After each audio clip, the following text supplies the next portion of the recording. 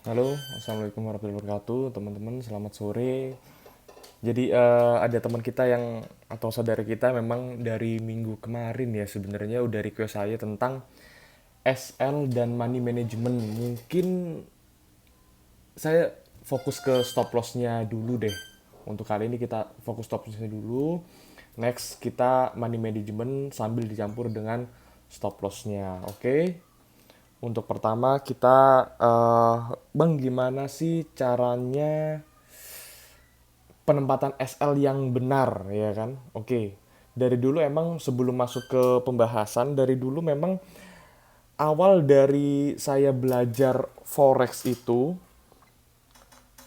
saya telaah ternyata menurut saya adalah oke, pertama kita yang mencari profit, tapi yang tidak kalah pentingnya adalah di mana sih kita harus pada titik mana kita harus membuang kerugian kita. Kalau misalkan kita minus beli ya kan, kita beli sesuatu barang, lalu kita salah prediksi nih atau dalam keadaan floating, apa yang kita lakukan? Di mana titik kita membuang posisi itu? Otomatis kita harus tahu penempatan stop loss yang benar. Nah, yang benar itu kita tahu akan secara teori, teman-teman. Oke, masuk langsung ke modul saya yang tentang formasi candlestick. Oke, formasi candle. Nah, atau di sini formasi candle atau multi candle. Oke.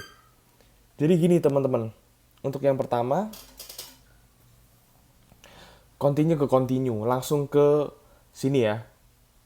Bearish harami, duck load cover atau bearish engulfing. Oke. Atau yang nah ini aja deh yang dari downtrend dulu ya, dia mau up ya. Oke. Saya screenshot di sini. Nah, dari sini kita bisa lihat teman-teman. Pertama harami. Di sini ada downtrend turun, lalu ada di sini bullish harami ya. Ini untuk teman-teman yang mau request, Bang, tolong dong apa namanya? Jabarin lah tentang apa itu formasi candle. Nah, formasi candle itu ya ini seperti kata ya. Kalau huruf kan candlenya, kalau kata ini si formasi candlenya. Kalau misalkan jadi kalimat tuh ada di pattern kayak gitu teman-teman. Nah, di harami ini berarti si opennya ini dan close-nya ini di dalam dari candle sebelumnya teman-teman. Gitu si harami ya kan untuk yang bullish. Nah, berarti dia naik. Nah, untuk kita opennya di mana? Di opennya setelah candle di sini teman-teman. Ini kan muncul candle nanti di sini, ya kan? Misalnya candle daily nih. Ini candle daily. Nah, muncul kan di sini opennya. Nah, di sini kita lakukan buy. Taking profitnya di mana? Ya taking profitnya tergantung support resistannya di mana. Ya kan resistannya ada di mana nih? Atau di sini, ataukah di sini, ataukah bahkan ada di atas, yaitu taking profitnya teman-teman. Saya nggak bahas tentang taking profit, tapi saya membahas tentang adanya stop loss. Nah, stop loss kita ketika kita buy di sini, ya kan? Stop loss kita di mana? Di sini, teman-teman, stop lossnya. Di bawah candle yang ini, lower price yang ada di candle sini, teman-teman. Nah, kita stop loss di sini. Nah, ini SL. Sini buy sini, katakan TP sini, katakan ya, katakan TP-nya sini. Ya udah. Oke. Nah, untuk mencapai TP sini, kadang saya ada dua. Ada yang misal langsung ke TP sini saya biarin, atau saya tunggu sampai ada reversal candle lagi. Entah seperti ini, entah di sini lalu ada apa ada cloud cover kayak gitu teman-teman. Ya saya buka lah di sana, saya buang posisi buy-nya. Oke, paham ya? Nah, sekarang kita berubah ke Pershing line. Nah, kalau misalkan Pershing line di sini teman-teman, Pershing line ini kembali kita buy-nya di area sini nanti kan opennya di sini nanti ya kan, open candle buy di sini, stop loss-nya di mana, di bawah candle ini, candle yang terbawah. Nah, ini stop loss. TP-nya di mana? Ya TP-nya sama lah kayak tadi, ini sama juga di sini, engulfing. Nah, kalau bedanya engulfing dengan Pershing line, kalau Pershing line di sini adalah dia Pershing line saya nggak tahu gimana cara bacanya, sama ya kayak gitulah. Nah, ada jump ya, ada jumping candle di sana atau drop ya, atau drop drop price di sana. Jadi lalu dia ditutup di atas ini, bukannya di bawah candle sebelumnya, opennya, close-nya ada di dalam candle si yang terakhir ini, hitam terakhir ini, ya kan? Nah, ini namanya pricing line. Kalau engulfing, opennya itu di bawahnya dari eh close-nya ini. Ada yang bilang juga di low-nya sini sih, tapi kalau saya lebih ke setuju ke apa namanya? Badannya aja lah, si bodinya si candle sebelumnya. Jadi opennya ini ada di bawah close-nya yang ini. Dan close-nya yang candle yang putih ini ada di atas open-nya candle yang hitam ini. Kayak gitu teman-teman. Nah, untuk juga informasi, downtrend ini nggak harus semuanya hitam teman-teman ya. Nggak harus hitam kayak gini semua, nggak harus. Bisa juga dia ada yang hitam, lalu naik putih dikit, lalu hitam, lalu hitam lagi, lalu naik lagi, hitam, baru di sini ada doublet. Ada engulfing. Kayak gitu teman-teman. Jadi nggak harus kayak gini, nggak harus hitam semua, nggak. Yang penting kita tahu di sini trennya turun. Maksudnya trennya turun gimana? Ya, kekuatan seller lebih banyak daripada buyer, otomatis harganya semakin menurun kayak gitu teman-teman, ya kan? Oke. Setelah itu kita kan open di sini nih. Open di area sini nih, berarti di sini kan ada candle mau naik nih. Ya kan? Nah, di sini kita stop loss. Oke. Buy-nya di sini. Gitu, teman-teman. Ya kan? Ini tentang yang continue plus continue, ya kan? Coba kita lihat lagi. Nah, ini maksudnya teman-teman, continue plus continue. Kalau yang ini cuma uptrend ya, uptrend, downtrend. Nah, sekarang kita lihat ke yang ini aja deh. Misalkan katakan ini ya, ini keadaannya seperti misalkan gold ya. Gold ini kan lagi uptrend. Nah, kita tunggu nih reversalnya di mana. Entah reversalnya continue seperti dark cloud cover, bearish engulfing, atau ada namanya shooting star di sana, ya kan? Atau namanya ada hanging man di sana, di sekitar weekly lah, ya kan? Nah, kita tunggu aja di situ teman-teman kalau mau sell gold, ya kan? Jangan terburu-buru. Nanti bahaya, ya kan? Kesabet beberapa puluhan poin, bahaya tuh kalau gold kita, wah udah secara psikologis beda lah kalau kita udah kena banyak kerugian di gold, ya kan? Oke. Nah, sekarang kita lihat shooting star ya, shooting star dulu.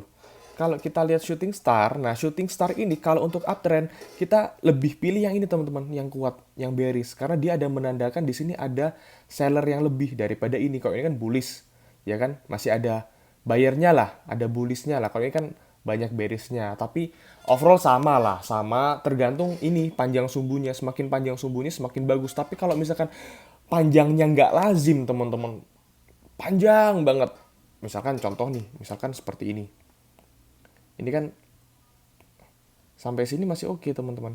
Nah, tapi kalau kayak gini, nah panjangnya kayak gini udah nggak lazim teman-teman, bahaya ini bahaya. Ini bukan banyaknya seller menurut saya teman-teman, tapi di sini malah menurut saya lebih ke hmm, apa ya, hektik pasar ya, lebih ke hektik pasar teman-teman, bukan banyaknya seller. Menurut saya sih seperti itu ya. Karena memang dilihat dari eh akhirnya realitanya pasar, kalau misalkan sumbunya terlalu tinggi juga mereka nggak langsung turun, malah dia naiknya juga kenceng teman-teman nantinya. Oke? Nah, kita lihat di sini. Misalkan di sini, berarti kita open sell di sini teman-teman, ya kan? Kita sell. Stop lossnya di mana? Di sini teman-teman, ini stop loss. Wah, ini wajib stop loss di sini. Nah, ini bahaya. Kalau misalkan kita weekly teman-teman, Oke lah kita tahu weekly turun, tapi kita lihat weekly-nya untuk pandemi sekarang bisa-bisa dari open ya kan ke stop loss ini bisa sampai 50 poin loh teman-teman. Kalau satu lot ini bisa 50 juta. Baik lagi kita mau nggak kalau kena stop loss 50 juta? Kalau oke ya nggak masalah lah bro, dana saya juga 1 M ya oke lah. Dana saya 300 juta, dana saya 500 juta. Ya oke, kalau 300 juta kayaknya enggak ya. Harusnya ya sekitar 0,5, 0,4 oke lah. Toh turunnya juga kalau sekian aja 50 poin, kalau sekian ya bisa 400 poin udah oke lah ya, 200 jutaan dapat ya kan. Terus stop lossnya juga kena 22.500 dolar ya masih oke lah kalau dananya 300 juta. Oke, karena ini juga momen ya teman-teman ya. Karena semakin ini kayak gini reversal juga kuat. Memang stop lossnya jauh ya kan, stop lossnya jauh. Tapi juga dia kuat untuk turun kayak gitu teman-teman. Tinggal kita pilih mau nggak kena stop loss kesekian. Jangan-jangan kita nih mau ini juga money management ya. Akhirnya kita masuk di money management nih. Uang kita uang kita contoh katakan 80 juta. Kita masuk ke uang kita contoh ya masuk ya 80 juta atau 8.000 dolar ya kan. Ini 8.000 dolar nih uang kita nih. Uang kita nih. Oke, terus kita masuk pakai standard account. Standard account itu berarti kan nilai kontraknya ada di angka 100.000 dolar ya kan, 100.000 dolar. Nah ini teman-teman harus perhatikan nih kalau mau masuk nih, masuk buka account 100.000 dolar standard account untuk ini forex nih teman-teman. Nah kalau gold dia 100, kalau oil dia 1.000. Ini standar ya kan, ini standar teman-teman. Nah abis standar kan ada mini, ada mikro. Nah standar ke mini ke mikro ini tinggal ilangin aja satu-satu. Kalau nggak salah ini jadi forex jadi dikurangin satu apa di 1.000 ya, coba coba nanti teman-teman koreksi deh kalau nggak salah. Iya iya bener bener bener bener. Kalau mini forexnya turun teman-teman, jadi dia nah 10.000 ya kan, mikronya jadi cuma 1.000 nih teman-teman. Ya benar, kalau mini ya, kalau untuk forex ya di sini ya ini mini forex nih, ini mini, ini mikro ya kan, tinggal nolnya aja coret satu-satu gini. Nah ini mini kayak gitu teman-teman. Oke, turun ke mikro ya, coret lagi nih. Nah kayak gitu teman-teman caranya ya kan. Tapi ada juga yang nggak buka, dia nggak buka. Misalkan oil kalau nggak salah di XM dia nggak buka sekian deh kontraknya, kalau nggak salah tetap 1.000 apa 10 saya lupa.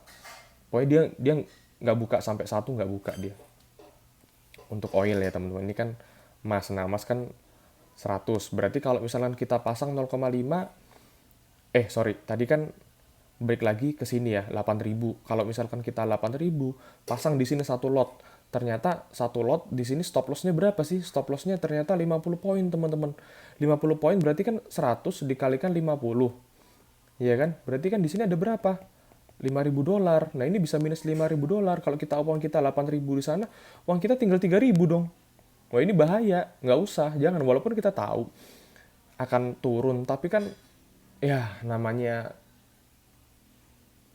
gini deh, katakan 90% ini bener turun, tapi kan masih ada 10% lagi kita salah teman-teman ya kan. Ya kenapa sih kita harus lot besar-besar, ya kecil aja kayak gitu teman-teman. Oke, saya hapus di sini. Oke, baik lagi stop lossnya di sana, kita case-nya di sini ya kan. Case di sini, stop loss juga di sini, buy di sini. Ini SL, sorry ini sell, bukan buy. Ini juga, ini kita sell di sini, ya kan? Ini kan opennya nih, close-nya di sini, berarti sell di sini. SL di mana? Ya, beberapa poin di atas inilah. Sama ini juga, SL di sini, beberapa poin di sini. Kita sell-nya di sini, karena close-nya kan di sini nih, close-nya di bawah. Kita di sini sell. Oke. Nah, Sama, ini juga sama ya. Ini sama.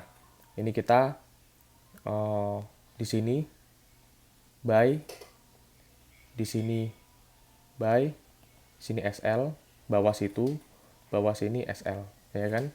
Pokoknya paling bawah deh, paling bawahnya di situ di mana SL-nya, oke? Ini juga di sini kita buy, di sini kita buy, di sini kita SL, di sini kita SL. Itu caranya teman-teman, SL. Jadi biar teman-teman gini loh. Kalau saya dulu kayak gini, oh saya kena stop loss nih. Tapi bener nggak sih sebenarnya stop loss saya? Jadi banyak teman-teman yang sebenarnya akhirnya panas nggak mau stop loss karena dia nggak tahu cara penempatan stop lossnya ada di mana. Ya nggak sih teman-teman? Saya dulu kayak gitu sih. Jadi kalau kita, misalnya saya nih kena stop loss, saya kena stop loss yang hammer tuh. Oke kena stop loss, ya nggak masalah. Ya karena saya udah pasang stop loss sesuai teori kok.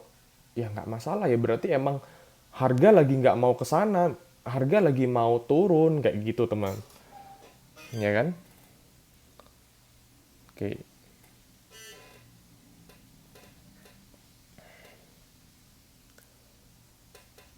kalau untuk doji saya kasih ini deh. Oke, kalau untuk doji di sini kita harus tunggu teman-teman, harus tunggu dulu doji, karena doji ini kan sebenarnya maknanya kebingungan, kebingungan harga dia ya kan, bingung dia. Nah, kalau misalkan kita di sini ada bullish, nah kemungkinan sangat besar dia naik nih terus nih. Nah, berarti kita di sini apa? Buy di sini. Buy-nya bukan di sini, teman-teman. Bukan, di sini salah, bukan buy. Buy-nya di sini. Saya rapiin ya. Buy-nya di sini kita. Nah, di area sini kita buy. Stop loss-nya di mana? Di sini, teman-teman. Jauh ya. Stop loss-nya di sini. Oke, nggak masalah. Nah, kalau di sini, kalau saya Dragonfly atau Gravestone, enggak. Kalau Gravestone saya tunggu naik. Ada satu lagi, baru saya di sini buy. Di sini kita buy, ya kan? Stop loss-nya di sini, SL. Saya tunggu dulu konfirmasi bullish satu lagi, baru saya buy. Nah, kalau Dragonfly, saya langsung buy di sini. Karena kenapa? Dragonfly ini secara bentuk dia hampir sama dengan apa teman-teman? Hammer, ya kan? Udah, saya sikat di sini. Oke, stop loss-nya di mana? Di sini stop loss-nya. Oke. Berarti kalau doji murni, saya tunggu bullish dulu, konfirmasi, baru saya buy. SL-nya di sini. Kalau Gravestone, saya juga tunggu di sini, ya kan? Baru buy, stop loss-nya di sini. Kalau Dragonfly, saya langsung buy, stop loss di sini. Oke, masuk ke yang uptrend ya. Masuk uptrend. Di sini saya tunggu candle bearish, baru di sini saya open posisi sell, ya kan? Di sini adalah stop loss-nya. Dragonfly, di sini langsung saya open posisi sell tanpa tunggu turunnya ada candle bearish, ya kan? Karena hampir sama dengan apa teman-teman? Inverted hammer. Oke, bener. Oke. Maaf. Saya nggak langsung sell, sorry di sini. Aduh. Sorry. Jadi di sini saya langsung tunggu ada candle bearish nggak? Kalau ada candle bearish saya pasang sell di sini. Di sini stop loss-nya. Nah, ini baru yang hampir sama dengan inverted hammer. Oke. Nah, saya di sini langsung open posisi sell dengan SL di sini. Oke, teman-teman, semoga bermanfaat video kali ini. Penggunaan stop loss ini wajib kita harus tahu stop loss-nya ada di mana.